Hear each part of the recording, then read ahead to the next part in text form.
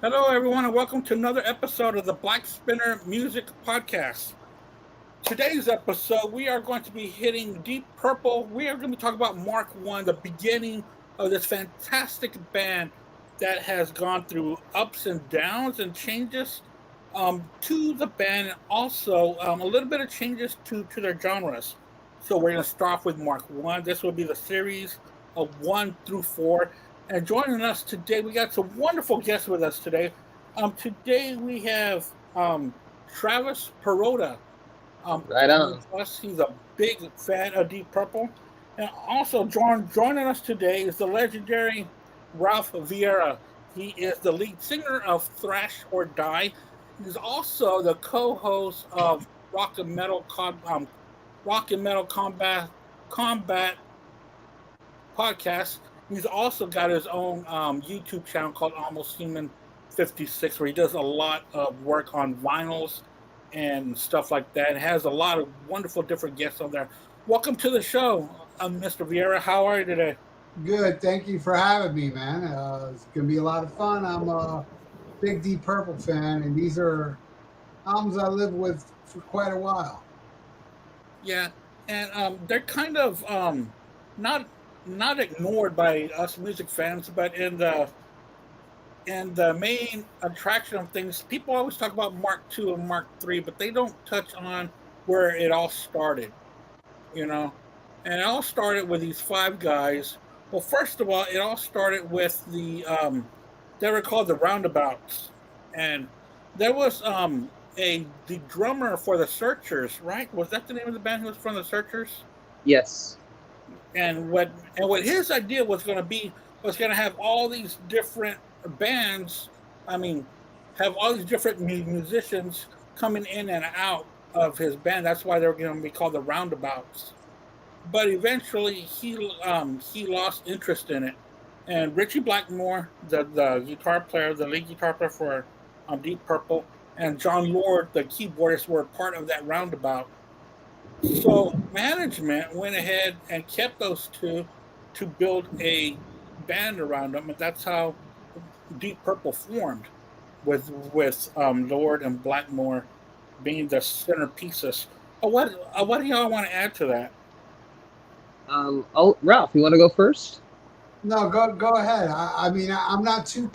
I'm more. I know more about the music than the formation. Okay. So, Chris Curtis, I think that's his name, from the Searchers. Yes. He wanted to start the band Roundabout with John Lord, and he was considering Richie Blackmore, who at the time was already an established session musician with like the Outlaws and Lord Slutch or something like that. So basically, Richie Blackmore never showed up. So John Lord and Chris Curtis were living in John Lord's flat, how the Brits say it, flat. One day, John Lord came home, and Chris Curtis covered the whole apartment inside with like aluminum foil because he said it kept the vibes in. So basically, he's just a lunatic. So he leaves, and John Lord doesn't know what to do because he doesn't know who to have in his band. But then he gets a knock at the door, and it's Richie Blackmore. And they decided to form a band, and Richie wanted to add Rod Evans to the band, and John Lord, who knew Nick Simper, was part of the Flower Pot Men that he was a part of. Right. And Johnny Kidd and the Pirates. So the first thing they did was they had a drummer named, I forgot his name, honestly, but they were auditioning him, and Rod Evans took John Lord aside and said, hey, I have a bandmate back in one of my old bands named Ian Pace, and he's a way better drummer than the one that you guys have right now. Yeah. So they sent this drummer, who was in the band for like a day, to go grab cigarettes at the store, and while they were gone, they auditioned Ian Pace. And when the drummer got back, they said, it's okay, you can go home, we found our drummer, basically, and that's how it all started. Yep, they sure did. And when they first got into the studios, They recorded their debut album, Shades of Deep Purple, Right on. which they did in less than a day or just a couple of days, if I'm not mistaken. It didn't take that long. It was up to 3 days, I think, before it was done. Yeah. Yes. And they were signed to. I forgot what the record label was called. I know that Bill Cosby was in charge of it, I think. It was through a record company called Tetragrammaton. Oh, okay. I can't say it that well. I've been trying all week. It's all right. And I can't say it. But they didn't last that long. They folded after a year. Yeah. Their biggest act was Deep Purple. Yes. And the biggest seller that they did was Hush, and they could not replicate that with the other singles. So they started to lose money because they really started backing a lot of other bands with a lot of money that they did not have. Well, you can touch on this, Mr. Vieira, about the business side of music. Well, you're talking about business side of music back then? Yeah, like back then, or like how labels put so much behind a band, and then when all else fails, they fold. Yeah. Luckily for Deep Purple, they had a hit on the first album with Hush. Right. So I think that's kind of secured their next couple albums. I'm not 100% sure how well they did. I mean, I love all three albums, but I think the first album was them still kind of figuring it out, and there's a lot of cover songs on the album. Yeah. You got is Mandrake Root on the first one? Yeah. Yeah, it is. Amazing song. And its address, and of course Hush. Some top quality stuff, but I feel the next two are even better. I think so too. But I really liked their cover of the Beatles' Help. To the point that even Lennon McCartney liked that cover as well. Well, John Lennon did say that when he wrote the song, he wanted it to be more like how Deep Purple did it. Right. Because John Lennon's intention was, I think that's how John Lennon brought the song in, to be very sad and melancholy. And then they convinced them to pop it up, Yeah. So Deep Purple is, their version of Help is more John Lennon's idea how he wanted it to be. Yeah, he wanted that because you can tell in the lyrics, he wanted it to be more of a mood piece. The music to be a little bit slower and a little bit, darker, which is the way that Deep Purple did. They really did stretch it out compared to how the Beatles did it, kind of poppy, but I'm pretty sure, they had to do that to appease the record labels, of course. But this album turned out to be a pretty big hit, not in the UK, but in the US, where they did better than they did in their own hometown, or in their own home country. They hit it bigger in America because they had the backing of their record label over here, and they toured extensively here in kind of arenas, because of the strength of the single Hush.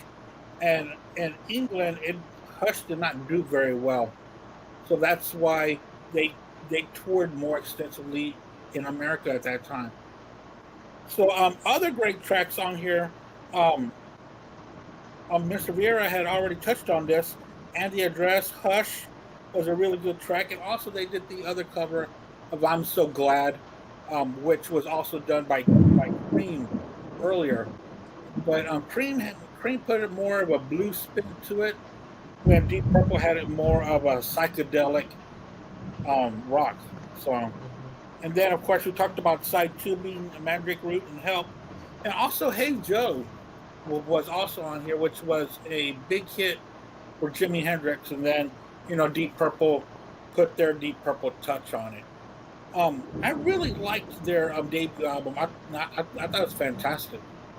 How do y'all feel about their debut album? I love it. I think it's a really strong debut album. There is a lot of covers on it, but much like Van Halen, they take those original songs and they basically depurplize it and make it something different. Yeah. The first two songs, and The Address and Hush, are great.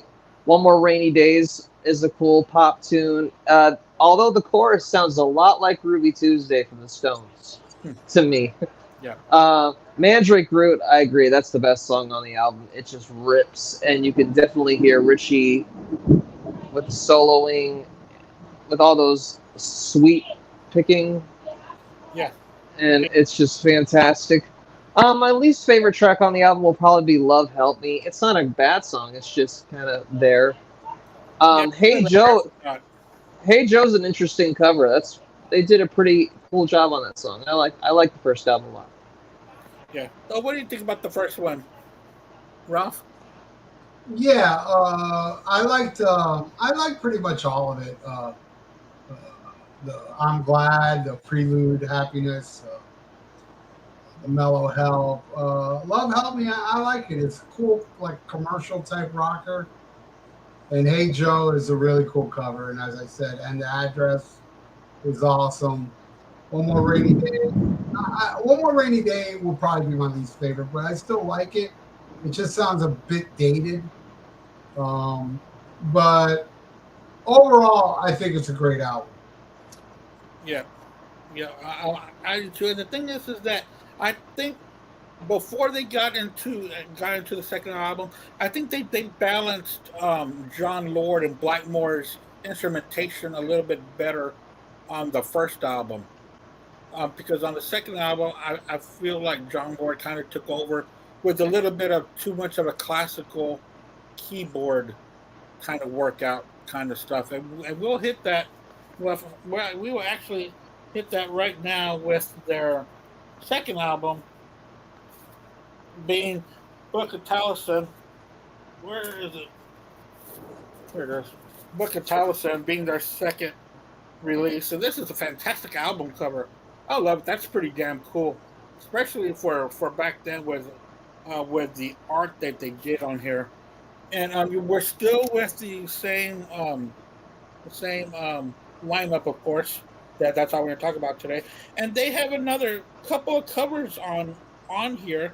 We're talking about Kentucky Woman, which was a single that they released, which was a Neil Diamond original. And then because of Help being a big hit and the accolades they got from both Lennon and McCartney, they also did We Can Work It Out on this album as well, another Beatles cover, which in my opinion wasn't as good as the Help one at all. They played this one a little bit too safe when on the Help cover they took some chances. What do y'all think about this album here? Well, Book of Taliesin. I love this song. I like it even more. I love that opening track. Listen, learn, read on. Yeah. I love what Nick Simpleton does on bass on this song. That guy was a good bass player. Yeah. Ring That Neck. It's like a badass instrumental. It was like a concert staple, even during the Gillan years. They would play Ring That Neck. Kentucky Woman, it's a kooky little tune. Neil Diamond song. Kind of, I didn't like it at first, but it grew on me. I like it. Kind of novelty-ish to me, but I still like it a lot. Exposition, We Can Work It Out. Somebody brought this to my attention today. Was this song on the original version of this album? On the back cover, it had exposition, We Can Work It Out at 6 minutes and 66 seconds.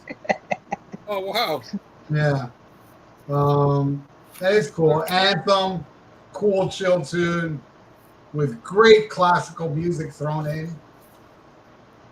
And Run Deep, Mountain High is a long, cool, tune, man. I really like this album a lot. You know what? You're right. Exposition 666 is the time on there. Oh, it's on you. So you have an original press. Yeah, it's on there. 666. I never noticed that. That's crazy. Wow. Ooh. I got it. I got I got taken to church to get it blessed this weekend. So nothing bad happens to me now. So what do you think, Travis, about this book, this album, Book of Towson? I fucking love that album. It is so amazing, and it's definitely a step up from the first album. To me, it's a perfect record. Yeah.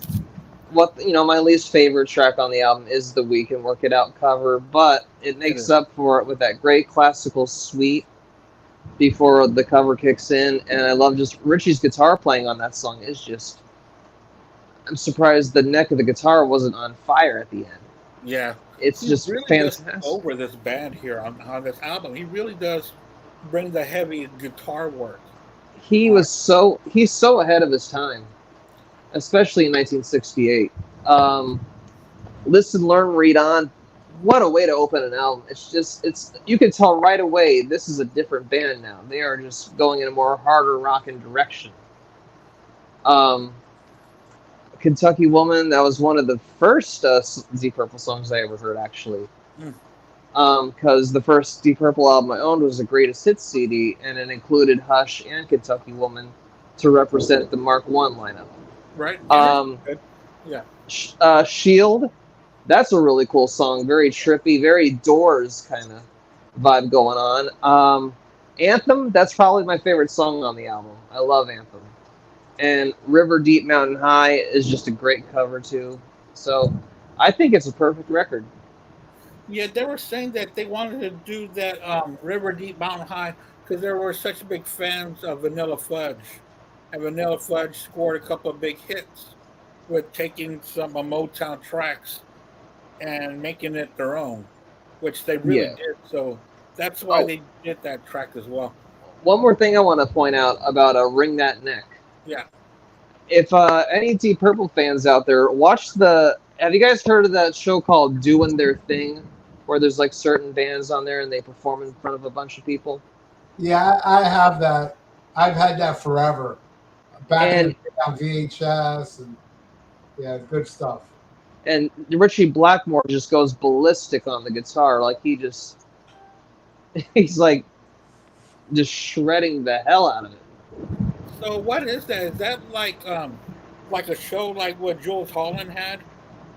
You know, where they had different stages and different bands performed on TV? It was pretty much the same stage because Free also performed on that show, and it was the same setting as Deep Purple.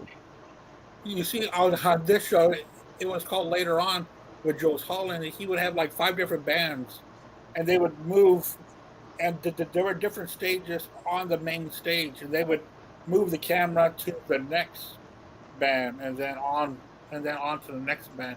And Jools Holland was English, so I wonder if that's where he got that idea from those old shows like Ready, Set, Go and stuff like that. Right. Was it a show like that? Yeah, I heard of that. Okay. And Beat Club, that was also a really good show that showcased a lot of up and coming bands and bands that were already like ahead of the pike. Yeah, like the big bands of the time. And in fact, speaking of, I've noticed on YouTube that they're starting to show a lot of midnight specials on there. Yeah. Before, but they're showing a lot more now. And Old Grey Whistle, where they have their Old Grey Whistle's another one. Yeah. Where was Old Grey Whistle located? I don't know, actually. Like the first time I saw that, it was like the Edgar Winter group, and they were doing like an extended version of Frankenstein. I think it's England. England, really? Okay. Yeah, I wasn't too sure because I can see the lettering and the logo behind the artist. I just didn't know what city or what town or where it was from. The next album we're going to talk about is going to be their third one, the self-titled of Deep Purple. I read it that sometimes it was called Deep Purple 3. I've never heard of that one before. I just remember self-titled, but not 3. I like the way that this one kind of opens up and makes a whole artist piece. That's pretty cool there. But on this album, they do more.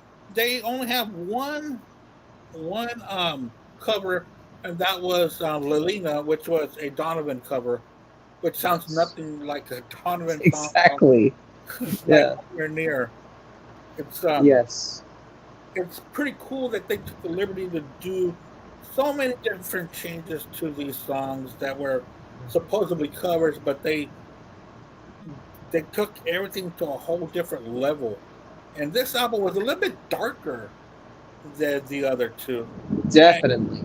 And you can tell that Richie Blackmore's riffs and solos were getting faster and heavier.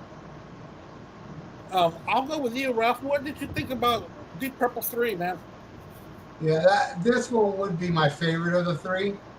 Love the opening track, Chasing Shadows. I mean, Ian Pace is a freak. He's still, I've seen Deep Purple recently, and Ian Pace is still an insanely amazing drummer. Yeah. And I love the band too. The band on this song, Chasing Shadows, is so, connected. It's awesome. And I like Blind. It's a groovy track. Lelania, I really love this.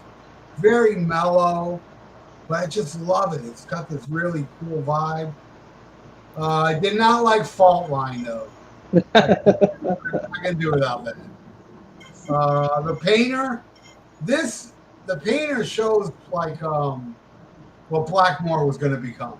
Yeah. You get a lot of hints of Blackmore in The Painter and vicious playing. And I think it's great. White Inn Rosemary is a killer grooving track. Bird Has Flown is another cool track. April, it's another hard rocking tune with a classical piece. It's a cool 12-minute track. And a song that wasn't on the album, but it's on the expanded version. It's probably like my third favorite Deep Purple song from the early. And I don't know why I didn't make an album. It's Emeretta. Yeah. Oh, yeah. Emeretta is such a smoking killer track. And I don't know why it didn't make the album, but I know. I love that song so much. I think that Yeah, they could have put that and said something else on here. You're right. yeah, I think Emeretta is a gem. I absolutely love it. And yeah, the third Deep Purple album will be my favorite of the Mach 1 era. Yeah, I would agree too. And also, the very beginning of the album, when we were talking about Chasing Shadows, man, you're so right about Ian Pace because man, he keeps that beat and he's just drumming his ass off to introduce the whole album. You can Yeah. already tell that it's going to be a different album because Ian Pace is setting the stage for what we're going to listen to. Go for it, Travis. What do you think about it? I agree. This is the best album from this lineup. I remember the first time I bought it at a CD store. It's no longer around. It used to be on on South Congress Avenue in West Palm, and I found the third album there, surprisingly, and I put it on. And the only reason I bought it was because I heard "Bird Has Flown" from some YouTube video, and I'm like, "Wow, that's so cool!" So I checked it out. Chasing Shadows begins right from the get-go. Dude, it's Just badass. pounding drums. It's so adventurous, and then Richie does this wicked kind of wah-wah guitar solo. It's so great. Blind, what a great haunting track that is. Lelania is one of the greatest ballads I've ever heard in my life. Wow. I love that song. It's beautiful. You can even hear some kind of Renaissance kind of style guitar playing near the end of the song, which is So a very big foreshadowing. I would Fault Line. I love that song because it's just so weird. It's like it sounds like that could be used in a horror movie or something, like some sort of Nosferatu vampire movie. The Painter, what a great upbeat rocker that is. White Inn Rosemary, of course, that's based on the movie Rosemary's Baby. right. Which the members of Deep Purple, they all actually went to a viewing of that movie back in '69. So I was like, wow, how do they know they all went to but okay. Why didn't Rosemary ever take the pill? Love that guitar solo from Richie. That's one of his greatest guitar solos ever. where it just keeps going on, and it just never gets boring. Bird Has Flown with a great psychedelic rock song that is heavy as hell. Great tune. When John Lord comes in with that keyboard solo, it just finishes it off with a plum. And then, we get April, which is, at the time when I first heard it, I was kind of whatever on it because I was not into classical music at the time. But now I am, and I can appreciate that song more now. I think it's a great way to close it. And Amaretta, the bonus track, there's two versions of it. There's the B-side, which is more harder rocking. And then you get the Top Gear sessions, where it's all wah-wah and Richie Blackmore slamming that crybaby pedal to make his guitar sound very Hendrixy. That is my favorite song on the album. It's amazing. It should have been on the album. I agree with Ralph. Yeah. And I want to talk to y'all. What do y'all think? Do y'all think back then in the media that Richie Blackmore was talked about in the same circles as Clapton and Page and Hendrix? Not really. It didn't start until In Rock came out, and around Machine Head, and Rock Through Machine Head. That's when Richie Blackmore started being talked about. But musicians in England, they already knew that Richie was a top session player. Right. Yeah. Yeah. Exactly. So yeah, he started to take off. Once Gillan came in, there was a different attention toward Deep Purple, where with Rod Evans, they were kind of like of the time, psychedelic type stuff, where, John Lord and Richie Blackmore had a little conversation. And John Lord wanted to do the concerto thing. Yeah. And Richie said, look, we'll do it, but if it doesn't work out, let's go my direction. Because Richie was the one that wanted to go more hard rock. And, in a way, it's kind of like a metal album. And if it wasn't for the first Black Sabbath album, that may have been the very first one. But that's what set them up, got them out of that box they were in with the first lineup. Yeah. They became more of their thing. It wasn't them copying other people or doing covers. They became more of an original band, and that's where Blackmore got the attention. Okay. Yeah, because you can tell the big shift, and you can kind of also tell on this last installment of Mark III's albums, the self-titled Deep Purple. You can tell already what kind of direction Richie wants to go in, and we all know Richie. To say it lightly, he's pretty hard-headed of how he wants to do things. And so, he pretty much told Lord, we're going to go this route, and if you don't want to come along with us.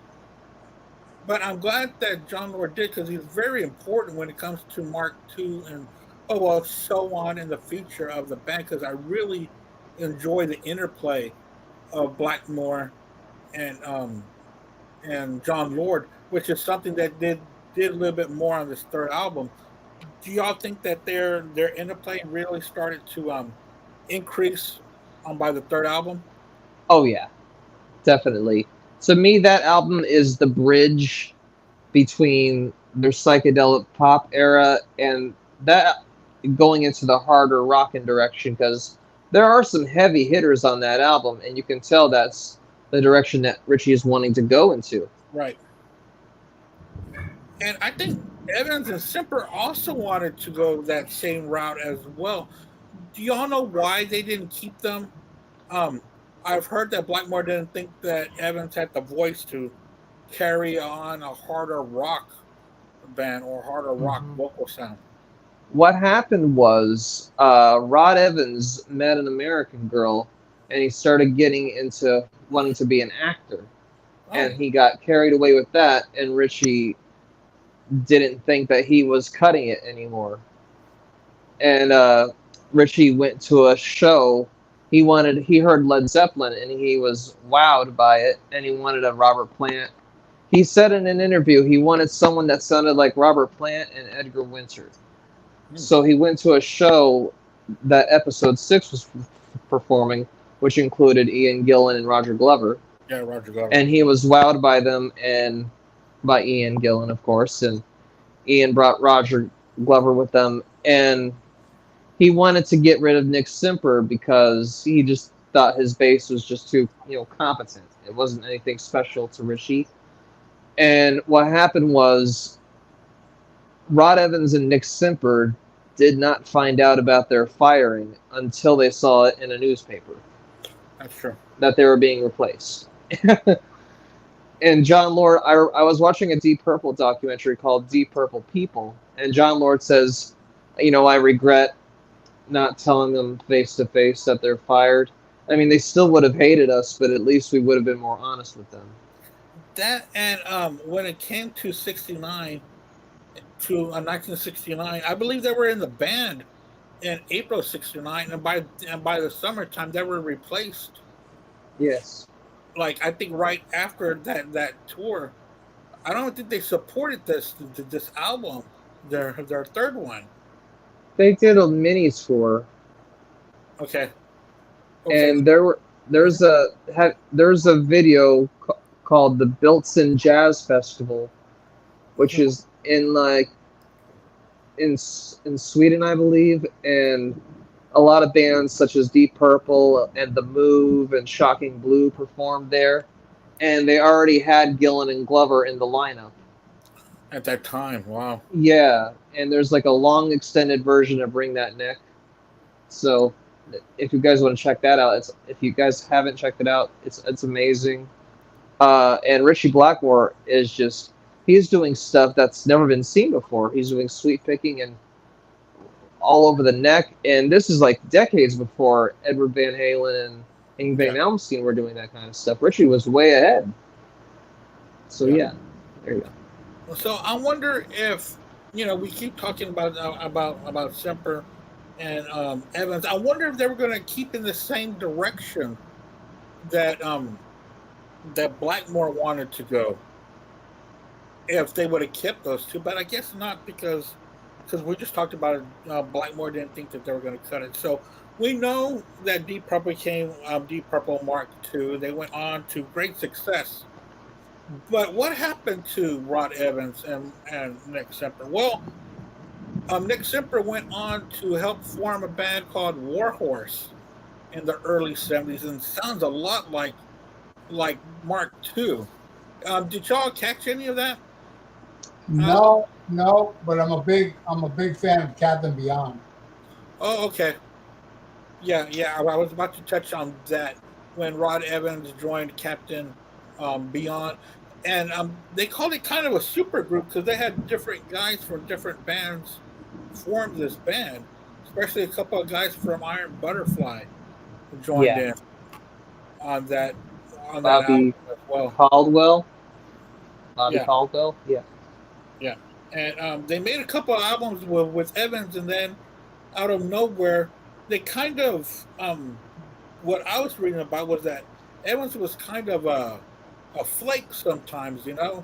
Sometimes he wouldn't show up for different things for the band, and just that his heart wasn't in. I guess the same thing that Richie Blackmore saw in him trying to do different things, because he relocated to Los Angeles. I didn't know he was trying to be an actor. So there you go, Travis, when he relocated to LA and then helped form Captain Beyond. Why don't you tell us a little bit more about Captain Beyond, Ralph? The funny thing is that it was my brother's friend had the album, and I'm telling you, it took me years to realize, wait a second, it's the guy from Deep Purple. The first album's just so badass. The next one got a little more. It was good. It wasn't bad. Acoustic-y, a little different. First one was I think was the best one. But man, what an underrated killer band. There was a lot of cool bands like that back then, like Sir Lord Baltimore and stuff like that. Lucifer's Friend. Lucifer. Yeah. A lot of underrated, great hard rocking early 70s bands, and it's a shame that Captain Beyond never really took off. That was an awesome band. Yeah, they were. Yeah, that Sir Lord Baltimore. The first time I heard them, they just remind me of a of an American Black Sabbath to me. Maybe not as heavy, but they did have that feel that Right. Sir Lord Baltimore. And I think they only made 2 albums. And it makes you wonder these bands that are so good, how can they just, be around for a couple of years and then just disappear? Right. Yeah, it's the same old story with a lot of great bands. It was either bad management, or the timing wasn't right, or they weren't promoted well. But these are bands that should have been huge if they Yeah, had a different trajectory, if they had a different people working them. Because Sir Lord Baltimore and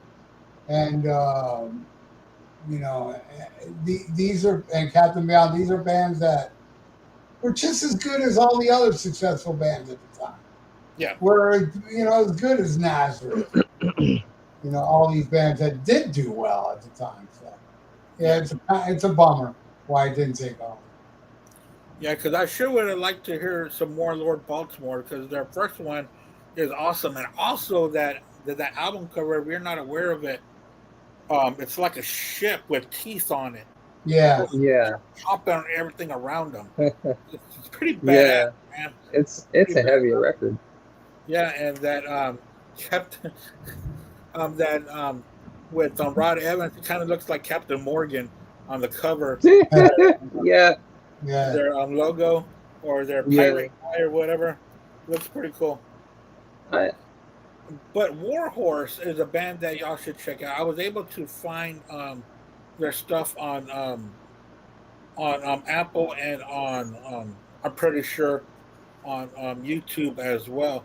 But we all know the controversy. What happened with Rod Evans there in 1980 when he was approached by some promoters to tour as Deep Purple, and he did it with session players, and they sure did sue him pretty bad for that.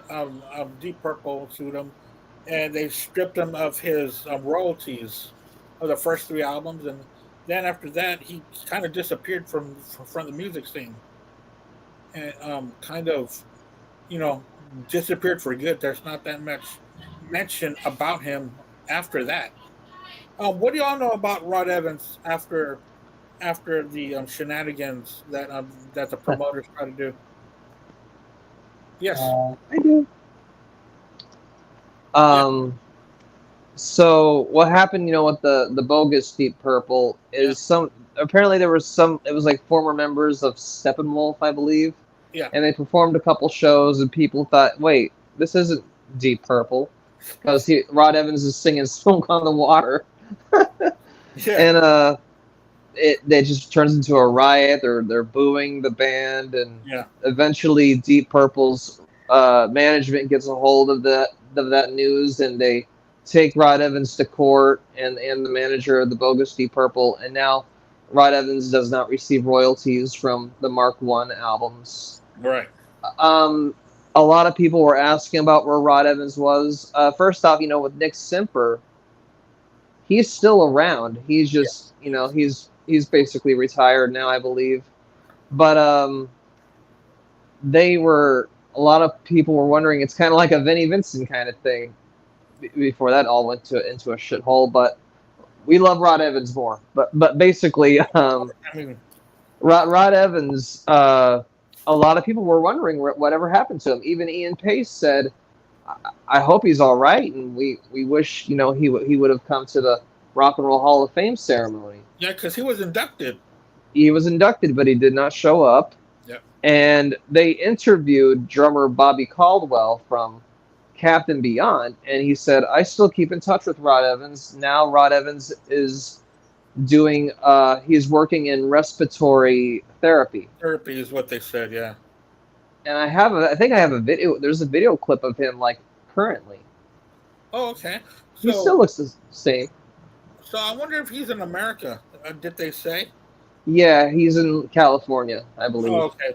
So he kind of stayed in that area. Basically. Okay. Well, it's good to know that he's doing well, because sometimes these guys disappear and you wonder what happened to them.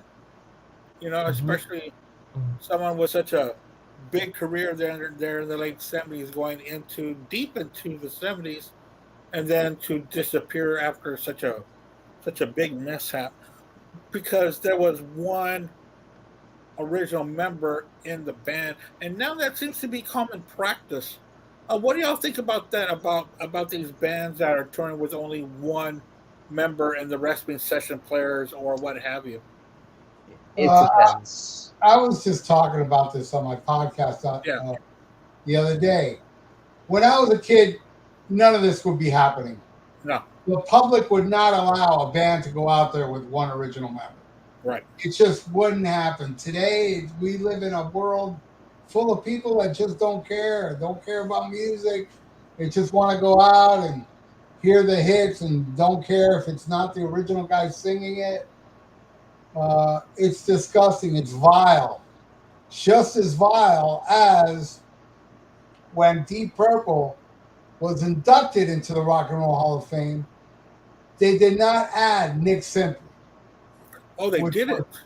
no, they put in Rod Evans, but not Nick. It's ridiculous. How can they do that? How can they leave a member out?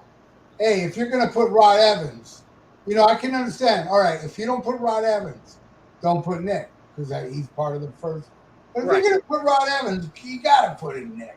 Yeah, you do. And they didn't. They didn't do that. They added just about every other member of Purple up to that point except for Nick Simple. You see, You got Glenn Hughes, you got Glover, Gillen, Coverdale, everybody. Even I Steve believe, Morris. No, Tom that's Collins, was inducted. Okay. Sometimes, well, not sometimes. The way that I think about the Rock and Roll Hall of Fame, of course, we all have our opinions about it, but I think the band members that should go in are the members that were in the band at the time that they got in. The reason why they got into the Rock and Roll Hall of Fame. I'll bring up Kiss as an example. That Paul Stanley wanted everyone else to be included, not just the first four. But that's why you're in the Rock and Roll Hall of Fame. It's because of that first formation, because of those four original. True. That's True. why you're in there. You're not True. there for Eric Singer. That's why it's kind of wild that they inducted Mach 1 of Purple. But I guess, since Rock and Roll Hall of Fame, does induct a lot of obscure shit from back in the day, one-hit wonders type people. And yeah, Mach 1 was pretty much a one-hit wonder with Hush. Yeah, so they were, maybe but then that's why they added the first one because it did have a hit. yeah, And but to exclude Nick Simple is a crime. yeah, but then when it comes to us rock and roll fans, of course we're not just listening for the hits. We listen to the whole thing. Yeah, We follow them until there's no more to follow. We kind of overextend ourselves to what we want to hear more of. And speaking of, I saw that Wasp was going to be releasing an album next year in 2024. Do y'all really think that that's necessary? no, I ain't gonna sell. Exactly. Yeah, I don't know. I mean, I don't really think Wasp has done more than 2 good albums, to tell you the truth. I mean, I like a lot of songs off of, the albums I don't like, But to me, the first album in Headless, they've had enough time to outdo any of those. And I don't have high hopes for the new Wasp, but hey, I'll give it a chance. Yeah, I probably won't give it a chance because what do they have to offer now after so long of them Not being, offering anything. yeah. I mean, what's going to change in 2024? Yeah. It's a good point because, God, all their albums were they made 100 albums since Headless Children. Yeah, Nothing as good to me, man. I mean, and there's nothing has stuck. It's like when this new Scorpions came out. Everybody was so hyped about it. The first week it was all talked about, and then it just fell from everybody's mouths and from the press after it was released. And again, what are you going to expect from great bands from the 70s and 80s to still be doing it in the 2020s? I mean, man, that's 40 years later. Yeah, I have no high hopes for it. I mean, it's basically Blackie Lawless. It is. It's Blackie Lawless. Well, yeah, it's him with session players. Yeah. Solo act. It's been a solo act since Crimson Idol because, Chris Holmes recently came out and said that, Kill Fuck Die and El Dorado and I think there was another album that he was involved in. He said he hardly played on any of them. He did a solo here and there, but he didn't actually. He didn't play nothing on Kill Fuck Die. He said a couple things on El Dorado and a guitar solo on the following album. So it's been Blackie Lawless's solo band for decades. Right. It's not like these 4 or 5 guys go in there together and record an album. And I mean, a lot of that were lies of what we portrayed them to be. And do you think that they should be airing out their dirty laundry, saying, well, I didn't play on this, I didn't play on that, and just let the fans believe what they want? Or should they come out like the way that Mick Mars is saying that he didn't play in the last 3 Crew albums? I mean, should they get hush and just let the fans enjoy, or you think they should be straightforward with this kind of news? I think there's a lot of bitterness involved with Mick and Chris because they got ripped off relentlessly by Blackie and Rod Smallwood. He's bitter. So he wants to throw him under the bus any chance he gets. And Mick Mars the same thing. I mean, he's bitter too because they messed him over. So he wants to get back at them. So it's kind of like they can't help to air the dirty laundry because they want to get back at their former bandmates that totally screwed them over. And it's weird how these people can spend half their lives together every day, and then out of the blue, all this, well, maybe not out of the blue, maybe it's been brewing for some time, and it just explodes into this news unto us, Right. It's pretty crappy of the things that we're starting to learn. Yeah, it's a shame. Yeah, it really is. Travis, what do you think about these bands that air out their dirty laundry when, why can't they just let bygones be bygones and move on and let the fans remember them for who they were? I could not tell you, man. It's just it's just the rock and roll Wild West. It's just they're constantly slamming each other.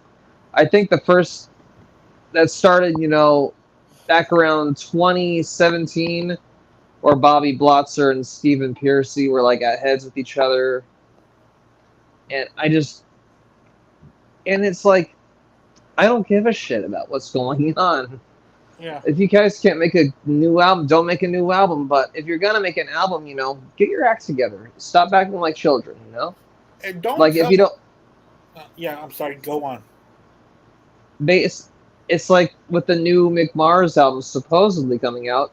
I'm like, I don't care. I don't care about the new Mick Mars solo album. I don't care about Motley Crue. I like the first 2 albums, but after that, it's just they're beyond overrated.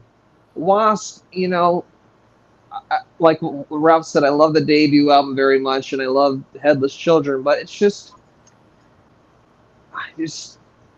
mediocrity. A lot of Wasp albums are very mediocre and not that good. I am a big fan of Theater of Pain. I love Theater of Pain because that was the first. That was my introductory to. Did I answer your question correctly? Because I just kind of feel like I went off on a tangent for my Motley Crue rant. I just think that they need to settle things. If they can't settle things, then don't make any albums. Then just keep it to yourself. If there's some gossip going around, Yeah. And what really irks me is when a band comes out or they're about to come out with a new album, they say, oh, well, this is going to sound like our classic stuff. People are going to love it because it's like this album. It's what people love. Don't tell me what it's going to sound like. Famous last words. Let the fans react to what you're going to bring to the table. Don't tell us what it's going to sound like, and when it's delivered, it's nothing like what we thought or dreamt of what it would be. It's like what Judas Priest said. I don't know who said it. Was it Richie Faulkner that said that the next Priest album is going to sound a lot like 70s Priest? Yeah, that the songs are going to be a little bit longer.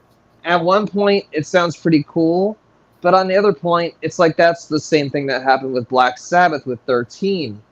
It just sounded like a bunch of other albums. And with Priest, I'm worried that they're gonna, as much as I love Painkiller, it was just like any other thrash or speed metal album at the time. Priest is known for going in different directions, and that's what I respect about Priest. Even though they may not hit a home run every time, like for Turbo and Ram It Down, for example, at least they gave it a shot. But I don't want them to do any retreading. Just make a kick-ass metal album. I really thought that Redeemer of Souls was an album that, it was the first one with Richie Faulkner. And I really believe that was one of their better albums that had been done in a long time. And they really stretched out the dual guitar again when Firepower kind of made the song shorter again. Yeah, so, Firepower is phenomenal. But I'm hoping they do go back to the Redeemer of Souls kind of feel and sound. Yeah, that I think Redeemer of Souls, it's kind of like it was kind of like the appetizer kind of album before the main course, which is Firepower, came out. Oh, okay. And as soon as Firepower came out, nobody really talked about Redeemer of Souls anymore. It just kind of got pushed to the side a bit. Huh. And I think Redeemer of Souls has some great tracks on there. I remember, and you know what? I got into Priest pretty late. I got into them around 2013, and I just went into their whole discography. And the first album I bought that was brand new is Redeemer of Souls. That was the first album I bought that was brand new. And speaking of Judas Priest, Ralph has a really good episode with the drummer Death Angel when they are doing the vinyl battle between which ones was it? Defenders of the Faith against Screaming for Vengeance. I thought that was a pretty cool episode there, Ralph. That was fun to watch. Yeah, I know the drummer of Death Angel, his favorite Priest is Defenders. So I'm pretty sure that was probably one for him. Yeah. That was pretty cool how he was a little torn in between some tracks. But for me, it was always Screaming for Vengeance. I've always enjoyed more than Defenders of the Faith, for me personally. Yeah. And what is your favorite album from Priest, Andy? Screaming for Vengeance is still my favorite. Okay, and Sad Wings, that's your favorite, right, Ralph? Yeah. All right. My favorite is Stained Class all the way. Stained Class. Oh yeah, that is a really good one too. Either that or Hellbent for Leather. Yeah, that's when I was introduced to it. I was almost 10 when Screaming for Vengeance came out, and they had like 2 or 3 videos on MTV for that album. So I was all about it at that time, and I remember I used to have the poster to Screaming for Vengeance of the album cover with that killer eagle coming down. Yeah. And it was on my door, man. It was awesome. Loved it. I think I got it at a carnival. Remember in carnivals where they used to sell posters and those 12 by 12 mirrors with the band logos on them? Oh, yeah. Dude, those were so damn awesome. And they were like $1 or $2. You would win them if you popped the balloon with a dart. Yeah. Awesome. You can get one. Yeah, I remember that well. Yeah, that was so cool, man. Those were the days. Oh, yeah. I think Al Horta said that he still has a box full of those things. Cool. See if he can pull a couple out the next time so that we can check them out. I don't know if you're familiar with those, Travis. Do you know what we're talking about? I heard about that.